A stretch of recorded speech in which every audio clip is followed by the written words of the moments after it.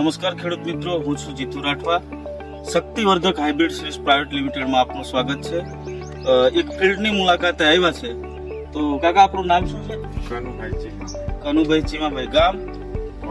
ગામ કોરાજ. તાલુકો જિલ્લો અને રાજ્ય ગુજરાત રાજ્ય. હવે આ તમે મકઈ વાવી છે, એ કંપનીનું નામ ખબર છે તમને? શક્તિવર્ધક. વેરાયટીનું નામ ખબર છે મકઈની વેરાયટીનું?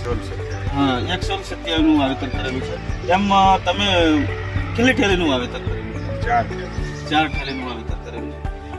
ગયા વર્ષે તમે આ જ મકઈ કરેલી કે કઈ અલગ કરેલી? ના, બીજી કંપનીની કરેલી. તો તમને અત્યારે આ મકઈ કેવી લાગી? પહેલા વર્ષ કરતા અને અત્યારે વર્ષ કરતા કેવી લાગી? પહેલા વર્ષ કરતા આ કંઈક જુદું છે. બરાબર. સારી વેરાયટી.